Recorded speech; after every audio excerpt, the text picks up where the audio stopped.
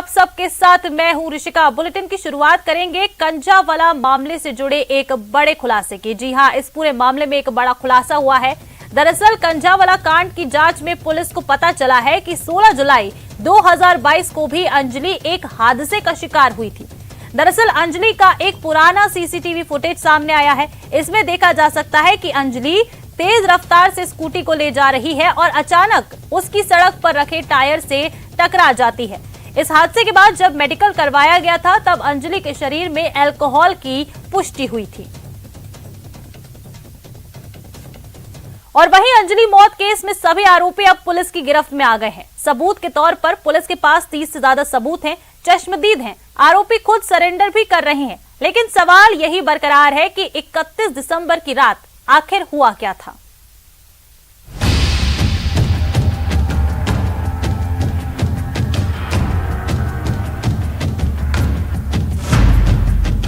Kanjhawala case के 7वें आरोपी का सरेंडर।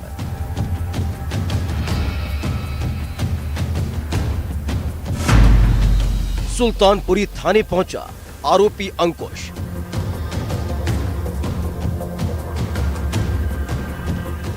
अंजलि मौत केस में आरोपियों की मदद करने और सबूतों से छेड़छाड़ के आरोपी अंकुश खन्ना ने शुक्रवार की शाम को सरेंडर कर दिया।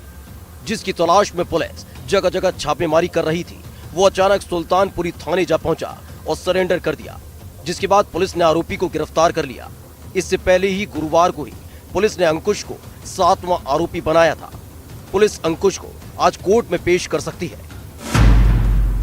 बता दें कि अंकुश कंझावला मामले के एक आरोपी अमित का बड़ा भाई है। दिल्ली पुलिस के मुताबिक अमित ने घटना के बाद अंकुश को फोन किया और पूरी घटना की जानकारी दी थी। जिसके बाद अंकुश ने दीपक को फोन किया और दीपक और अंकुश 3 व्हीलर से आशुतोष के घर के बाहर पहुंचते हैं, जहां बलेनो से चारों आरोपी भी वहां पहुंचते हैं। जिसके बाद चारों आरोपी दीपक और अंकुश के साथ ऑटो से दीपक के घर जाकर सो जाते हैं। पुलिस की जांच में सामने आया है कि अंकुश ने ही आरोपियों की मदद की थी। अंकुश ने पुलिस से घटना की जानकारी छिपाई थी, जिसे लेकर पुलिस ने अंकुश को आरोपी बनाया है।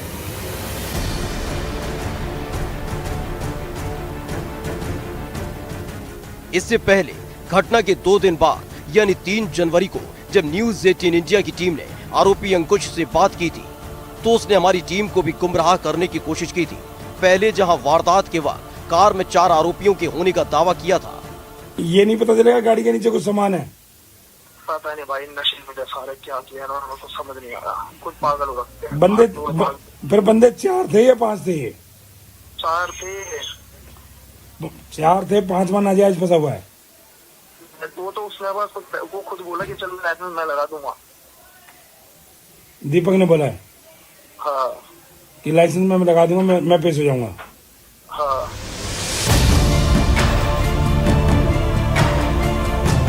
लेकिन जब उससे दोबारा बात की गई तो वो अपनी बात से मुकर गया और उसने कार में 5 आरोपियों के होने की बात कही। नहीं तो क्या ये चार लोग थे उसमें या 5 थे। अच्छा 5 ही थे, 4 लोग नहीं थे गाड़ी में? नहीं थे। इससे पहले पुलिस ने शुक्रवार को ही केस में गिरफ्तार छठे आरोपी आशुतोष को गिरफ्तार करने के बाद कोर्ट में पेश किया था, जिसे कोर्ट ने 3 दिन की पुलिस कस्टडी में भेज दिया है। बता दें, आशुतोष वही शख्स है जिसने आरोपियों को घटना में इस्तेमाल कार उधार दी थी। आशुतोष को कार उसके साले ने गिफ्ट की थी। उसी कार से आरोपियों ने अंजलि के स्कूटर को टक्कर मारी थी। कार से हादसा होने की जानकारी कार सवार आरोपियों ने आशुतोष को दी थी, लेकिन आशुतोष ने हादसे की जानकारी पुलिस को नहीं दी, बल्कि कार को अपने कब्जे में लेकर उसे पार्क कर दिया। कंझावला केस में अब पुलिस की गिरफ्त में 7 आरोपी हैं। 30 से ज्यादा सीसीटीवी फुटेज और 8 से ज्यादा चश्मदीद हैं, लेकिन पुलिस अभी तक मौत की मिस्ट्री को सुलझा नहीं पाई है। इतना ही नहीं, पुलिस अभी तक पुख्ता तौर पर यह भी नहीं बता पा रही है कि 31 दिसंबर की रात को हुआ क्या था। और वहीं देखिए, यूपी के हरदोई से हादसे की एक बेहद दर्दनाक तस्वीर सामने आई है, जिसने कंझावाला कांड की याद दिला दी। एक्सीडेंट के बाद कार ने नाबालिग को करीब 200 मीटर तक घसीटा है। हालांकि राहत की बात यह रही कि नाबालिग की जान बच गई। तस्वीरों में देख सकते हैं कि कैसे ट्यूशन पढ़कर साइकिल से लौट रहे छात्र का पैर कार में फंस गया। इससे घबराए ड्राइवर ने कार नहीं रोकी, बल्कि उसमें फंसे हुए छात्र को काफी दूर तक वो घसीटता हुआ दौड़ा ले गया। आगे आगे कार और उसके पीछे पीछे सैकड़ों लोगों की भीड़। आखिरकार भीड़ ने कार को रोक लिया और उसके ड्राइवर को खूब पीटा। फिर भी भीड़ का गुस्सा ठंडा नहीं हुआ तो उसने कार में तोड़फोड़ करते हुए उसे पलट डाला। उसे फूंकने की कोशिश की जा रही थी। इसी बीच वहां पहुंची पुलिस ने किसी तरह से इस पूरे हालात पर काबू पाया। तो ये तस्वीरें भी आपको दिखा रहे हैं। उत्तर प्रदेश के हरदोई से ये एक हादसा हुआ जिसकी बेहद ये डरावनी तस्वीर सामने आई है। बता दें कि यहाँ पर एक्सीडेंट के बाद कार ने नाबालिग को करीब 200 मीटर तक घसीटा है। इस पर जो वहां भीड़ मौजूद थी वो आक्रोशित हो गई और यहाँ पर लोगों ने बता दें कि कार का पीछा किया और कार को रोककर उसके ड्राइवर को खूब पीटा भी गया। तस्वीरों में आप देखिए किस तरह से जो कार है एक्सीडेंट करने के बाद नाबालिग को अपने साथ घसीटती हुई ले जा रही है। और देखिए 26 नवंबर को एयर इंडिया के यात्री के पेशाब करने के फरार आरोपी शंकर मिश्रा को बेंगलुरु से गिरफ्तार किया गया है। दिल्ली पुलिस द्वारा मिश्रा को कल रात गिरफ्तार किया गया था और उसे पहले ही दिल्ली लाया जा चुका है। पुलिस के मुताबिक आरोपी शंकर मिश्रा को आज कोर्ट में पेश किया जाएगा। पुलिस आरोपी के रिमांड की मांग करेगी और सख्त एक्शन लेगी। गौरतलब है कि आरोपी ने पिछले साल 26 नवंबर को एयर इंडिया की उड़ान में बिजनेस क्लास में कथित रूप से नशे की हालत में बुजुर्ग महिला सहयात्री की सीट के पास जाकर उस पर कथित तौर पर पेशाब किया था।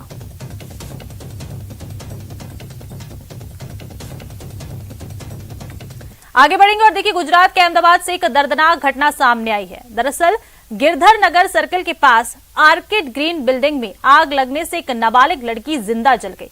बताया ये जा रहा है कि अहमदाबाद के शाहीबाग इलाके में गिरधर नगर सर्कल के पास एक इमारत की 7वीं मंजिल पर आग लगी थी, जिसमें एक लड़की इस आग की चपेटों में घिर गई और झुलसने से उसकी मौत हो गई। मृतक लड़की की पहचान प्रांजल जीरवाल के रूप में हुई है, जबकि परिवार के दूसरे सदस्यों को बचा लिया गया है। जानकारी ये भी मिल रही है कि फ्लैट में ड्राइंग रूम के पीछे शौचालय है, जिसमें शॉर्ट सर्किट होने की वजह से गीजर में आग लग गई थी। ये गीजर इलेक्ट्रॉनिक था, जहां गीजर की वायरिंग में चिंगारी से धमाका हुआ, जिससे घर में आग लग गई और ये पूरा हादसा हो गया। कुछ प्रेशर देखा है क्या पानी का? और वहीं उदयपुर में भी आग का तांडव देखने को मिला है। पैसिफिक हॉस्पिटल में भीषण आग लगी है। दूसरी मंजिल पर बता दें आग लगने की सूचना मिली है। एक्सरे रूम में ये भीषण आग लगी है और बता दें कि इस आग से हॉस्पिटल में भी अफरा तफरी मच गई है। दमकल की गाड़ियों पर मौके पर बुलाया गया है और जो गाड़ियां हैं वो आग बुझाने में जुटी हुई हैं। कलेक्टर ताराचंद मीना ने भी अधिकारियों को घटनास्थल पर रवाना कर दिया है।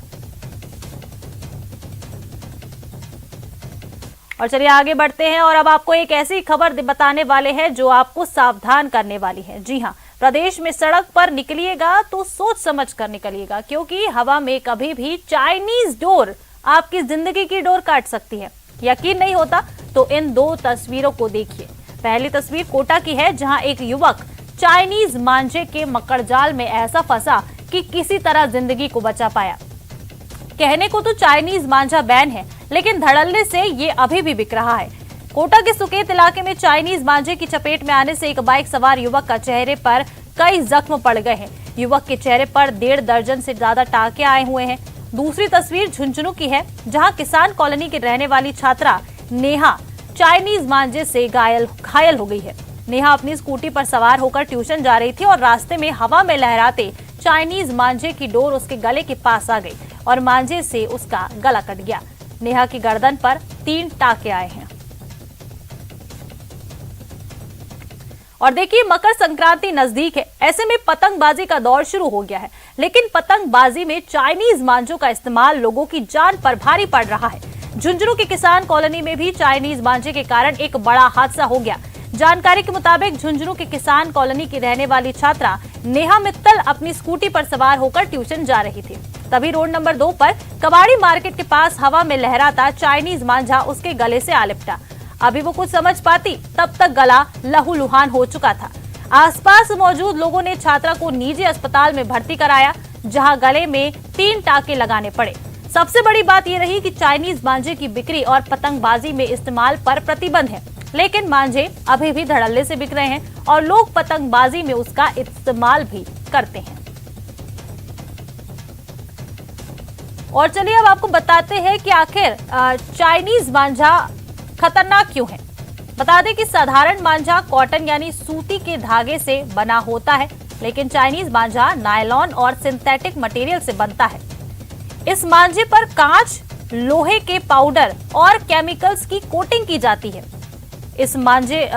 ये मांझा ज्यादा धारदार और घातक होता है। चाइनीज मांझा बता दें कि स्ट्रेचेबल होता है, ये टूटने की जगह खिंचता चला जाता है। चाइनीज मांझा इलेक्ट्रिसिटी का कंडक्टर होता है, इससे करंट लगने का भी खतरा बना रहता है। और देखिए, मकर संक्रांति से पहले कोटा में चाइनीज मांझा धड़ल्ले से बिक रहा है। ऐसे में सुकेत इलाके में चाइनीज मांझे की चपेट में आने से एक बाइक सवार युवक का चेहरा कट गया। गंभीर हालत में युवक को हॉस्पिटल में एडमिट कराया गया। इलाज के दौरान युवक जो था उसे 20 टाके लगे हैं। जानकारी के मुताबिक शुक्रवार शाम 5 बजे सुकेत कस्बे के होली खूट पर बाइक सवार युवक सड़क से गुजर रहा था।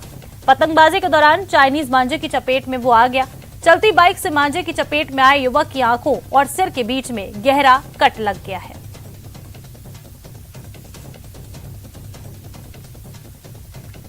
आगे बढ़ेंगे और देखिए, इस बीच ही कोटा से एक बड़ी खबर आ रही है। कोटा में चाइनीज मांझे को लेकर धारा 144 लागू हो गई है। जिला कलेक्टर ने धारा 144 के लगाने के आदेश जारी कर दिए हैं। 6 से 31 जनवरी तक धारा 144 लागू रहेगी। ये बड़ी खबर इस वक्त की आपको बता रहे हैं कोटा से। कोटा में चाइनीज मांझे को लेकर अब धारा 144 लागू कर दी गई है।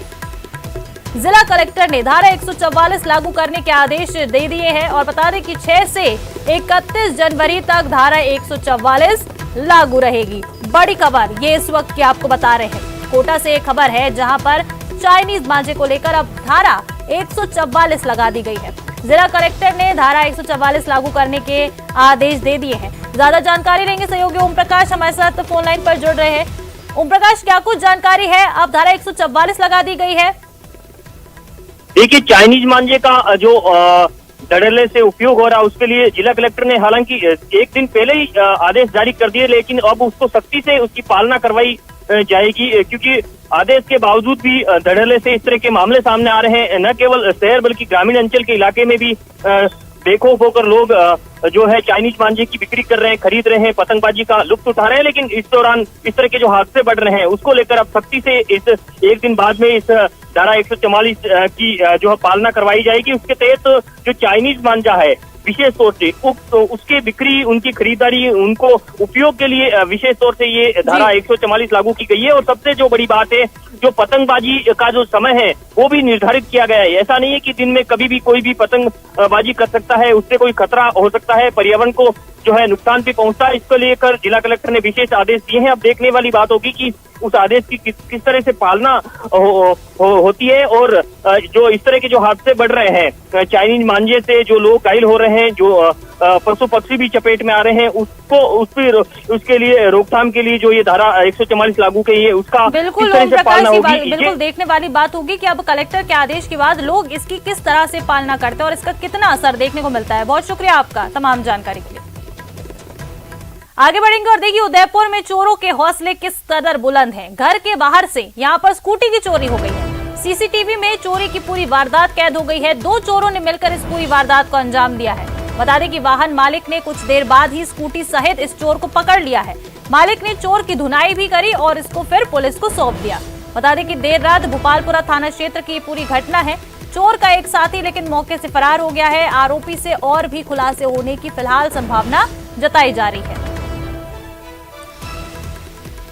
तो ये बड़ी खबर इस वक्त की उदयपुर से आपको बता रहे हैं। चोरों के हौसले देखिए किस तरह से बुलंद होते जा रहे हैं। घर के बाहर ही खड़ी स्कूटी को चोर चुरा कर फरार हो गए। और जोधपुर के फलौदी से एक बड़ी खबर है। जावा में नकली मावा बनाने की फैक्ट्री का भंडाफोड़ हुआ है। अवैध रूप से ये जो फैक्ट्री है वो संचालित हो रही थी। एसपी अनिल कयाल के निर्देश में बता दें कि जावा थाना अधिकारी ने इस पूरी कार्रवाई को अंजाम दिया। वहीं पुलिस ने 5 लोगों को हिरासत में ले लिया है। जोधपुर की रसद विभाग टीम ने सूचना दी। इस रसद विभाग टीम को सूचना दी गई है। Additional SP Akhilesh Sharma, DySP Ramkaran Singh Malinda मौके पर मौजूद हैं। बाप क्षेत्र के जावा की ढाणी का ये पूरा मामला है। आगे बढ़ते हैं और अब बात करेंगे रफ्तार के कहर की, जो कि कई शहरों में देखने को मिली है। आपके टीवी स्क्रीन पर अब हम आपको कुछ तस्वीरें दिखाने वाले हैं। इन तस्वीरों को देखकर आप अंदाजा लगा सकते हैं कि कहर, रफ्तार का कहर जो है वो किस तरह से देखने को मिल रहा है। 3 तस्वीरें आपके टीवी स्क्रीन पर है। पहली तस्वीर माउंट आबू की है, जहां बस के पत्थर से टकराने से हादसा हो गया। दूसरी तस्वीर राजसमंद से है, जहां ओवरलोड वाहन हादसे की वजह बन गया है। वहीं अगर तीसरी तस्वीर की बात करें तो कोटा से तस्वीर है, जहां ट्रॉले ने एक बाइक सवार युवक को कुचल डाला, जिससे उसकी मौके पर ही मौत हो गई। ये 3 तस्वीर आपकी टीवी स्क्रीन पर अलग अलग जगहों से रफ्तार के कहर को दिखाती हुई। और अब सबसे पहले बात सिरोही के माउंट आबू की करते हैं, जहां पर एक पत्थर से बस जो है यहां पर पत्थरों से टकरा गई। अनियंत्रित होकर बस पत्थरों से टकराई है और उस समय बस में बता दें 30 से 40 यात्री सवार थे। हादसे में 7 घायल यात्रियों की हालत गंभीर बताई जा रही है। सभी लोग सूरत से माउंट आबू घूमने के लिए आए हुए थे। एक्सीडेंट से बता दें कि ट्रैफिक भी बाधित हो गया है।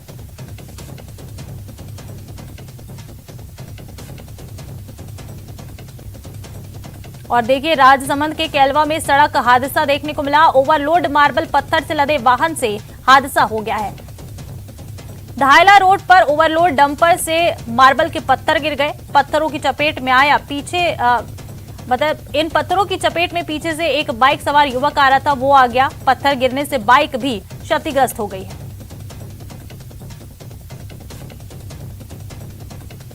और अब ये देखिए, कोटा से है खबर, जहां रानपुरा में देर रात एक दर्दनाक सड़क हादसा हो गया, जिसमें युवक की मौत हो गई। हादसा इतना भयानक था कि तेज रफ्तार ट्रॉला युवक को घसीटता हुआ 10 से 15 फीट दूरी तक ले गया। हेलमेट पहनने की वजह से युवक का केवल सिर ही बच पाया है, लेकिन शरीर के बाकी हिस्से सड़क पर चिपक गए। सूचना मिलने पर पुलिस मौके पर पहुंची और पोस्टमार्टम के लिए शव को हॉस्पिटल की मोर्चरी में रखवा दिया गया है। पुलिस ने ट्रॉले को जब्त कर लिया है। और देखिए, भारत और श्रीलंका के बीच तीसरा T20 मुकाबला आज राजकोट के सौराष्ट्र क्रिकेट एसोसिएशन स्टेडियम में खेला जाएगा। पहले मुकाबले में हार्दिक पांड्या की अगुवाई में भारत ने 2 रनों से रोमांचक जीत हासिल की थी। वहीं दूसरे मैच में श्रीलंका ने 16 रनों से बाजी मारी थी। ऐसे में तीसरा मुकाबला सीरीज के लिहाज से निर्णायक हो सकता है। भारतीय समय अनुसार तीसरा T20 मैच आज शाम 7 बजे से शुरू होगा।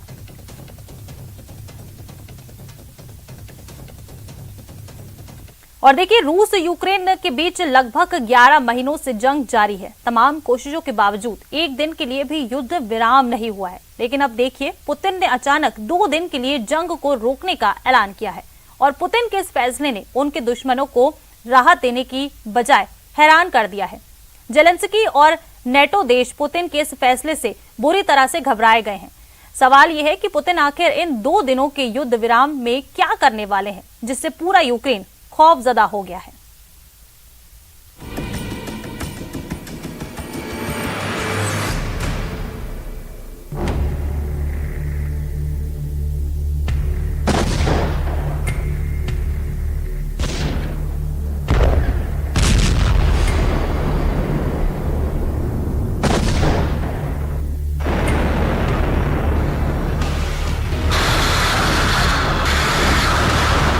क्या 2 दिन बाद रूस और यूक्रेन की जंग में भयानक खून खराबा होने वाला है?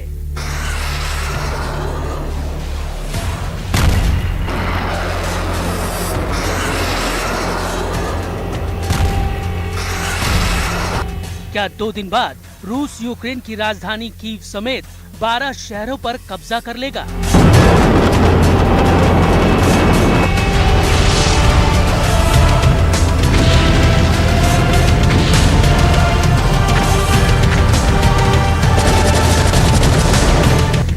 क्या 2 दिन बाद यूक्रेन की 4 करोड़ 10 लाख की आबादी को बहुत खूंखार जंग का सामना करना पड़ेगा?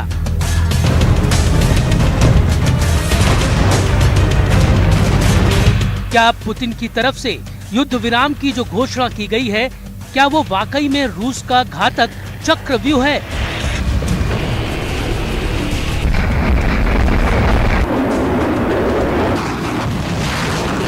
आखिर 7 जनवरी तक युद्ध विराम को लेकर पुतिन ने ईसाई धर्मगुरु पैट्रियर्क किरिल की अपील क्यों मान ली है?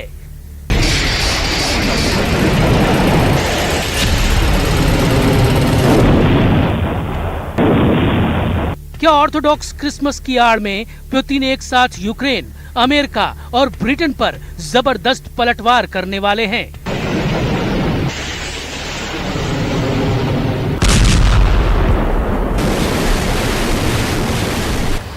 आखिर क्यों ज़ेलेंस्की पुतिन के 2 दिन के युद्ध विराम को लेकर बुरी तरह से घबरा रहे हैं?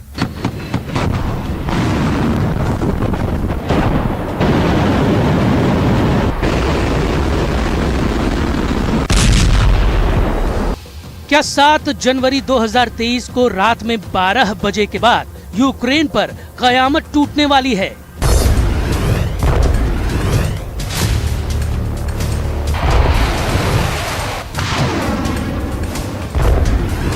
रूस यूक्रेन जंग को 315 दिन से ज्यादा हो चुके हैं। अब तक जंग में रूस के 1 लाख से ज्यादा सैनिक मारे जा चुके हैं, जबकि यूक्रेन के भी 1 लाख के करीब सैनिक महायुद्ध में मारे जा चुके हैं। ऐसे में सवाल उठता है, पुतिन ने 2 दिन का युद्ध विराम क्यों किया, जबकि यूक्रेन साफ कह रहा है कि वो पुतिन के युद्ध विराम की अपील को पूरी तरह से खारिज करता है। आखिर क्या है 2 दिन के युद्ध विराम का वो सच जिसकी वजह से यूक्रेन और नेटो को पसीना आना शुरू हो गया है? डिफेंस एक्सपर्ट्स के मुताबिक पुतिन का कोई भी फैसला बिना सोचे समझे या भावुकता में नहीं होता है। जानकारों के मुताबिक यूक्रेन के डोनबास इलाके पर रूस पूरी तरह से कब्जा चाहता है और इसके लिए बहुत जरूरी है कि रूस की फौज को भरपूर हथियार, भारी टैंक, तोपखाना और ड्रोन की सप्लाई पूरी तरह करने का वक्त मिल जाए।